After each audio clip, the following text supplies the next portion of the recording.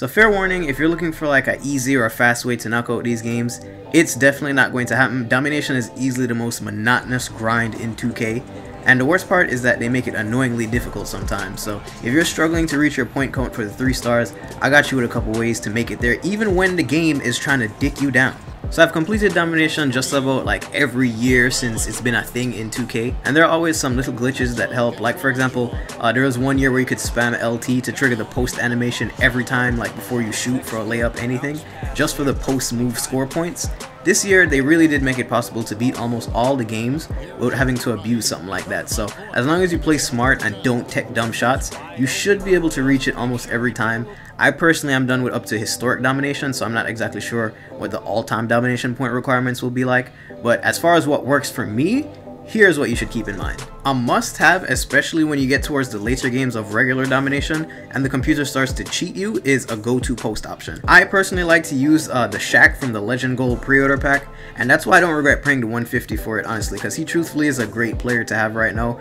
Easily the best center in the mode in my opinion, and he basically carries me whenever I absolutely need like a quick for sure 2 points. I remember when I was struggling with the last game of domination, for example, and I asked my boy how he beats it, and he casually was like, oh, I just put Shaq at point guard and post spun Curry all game.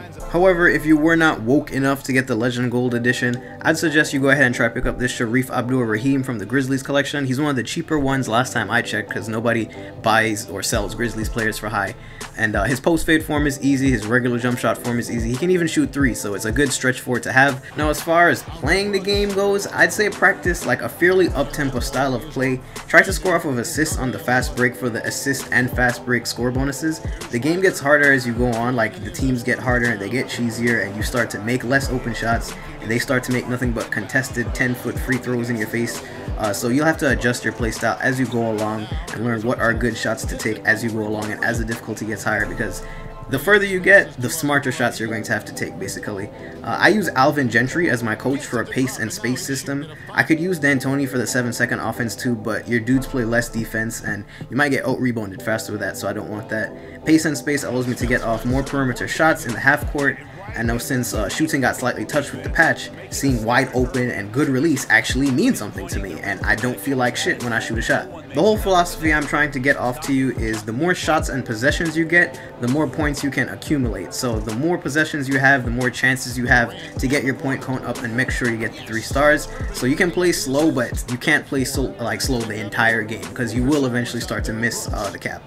You just have to find a balance as far as that goes. Honestly, just find out when it's safe to run and when it's safe to slow the game down, because the computer will piss you off sometimes. Now the goal is really to get around like 100 to 150 points per quarter, and only take the most open threes you get. Seriously, only take the like dumb open ones, because keep in mind whatever percentage you shoot from the field, 3 and free throw line is the amount of bonus points you get at the end of the game. So if you play well enough, you could honestly make the point count without even getting one of those bonus tiers.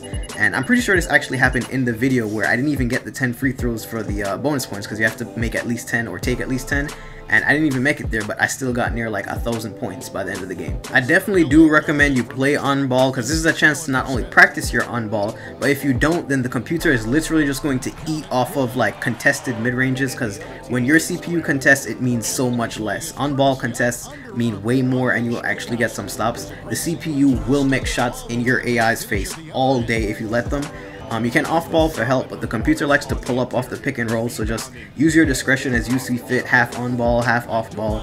And even if they start cooking you, you get points for good shot contests now, so you may as well try to on-ball contest as much as you can. Also, cardinal sin, do not jump for blocks at all. You will get clean blocks sometimes that get called for fouls, and it's so fucking annoying, yo. I hate it so much.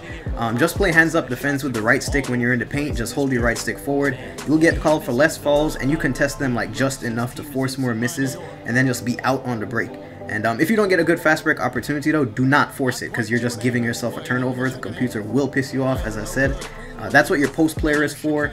Run a 4-out pick and roll for a shot, or just dump it down low for the easy 2. Don't like get fancy when you're up by a lot and you know you have the point total already. And after that, it's just about winning the game, yo. A lot of the games towards the end against like the super teams, they might end up really close, and you might have to cheese and sweat real quick to get the W. But as long as you play smart, you'll meet the point code. Keep in mind your free throws, your field goal percentage, and your 3-point percentage every single time. If they're high, just try not to fuck them up. Just play smart. But if you played like well enough to beat the teams towards the end, you'll usually meet the point count, because it's not about really chasing the count to get the cap for the 3 stars, but more so about beating the team. Some of those teams get really annoying, son, especially the last game of Domination. I was stuck on that one. Like, I had to try a good 5 times before I did it. So if you lose a game, or if you miss the point count here and there, don't get too pissed, just try again. And don't be surprised when your open shots start to miss and the computer just starts consistently like dotting your shit up with pull-up mids from the free throw line. It happens to us all, son. That's just the Domination grind. If you have any more questions, then hit me in the comments and I'll do my best to help you and answer. Other than that, it's more of a time grind than a difficulty grind.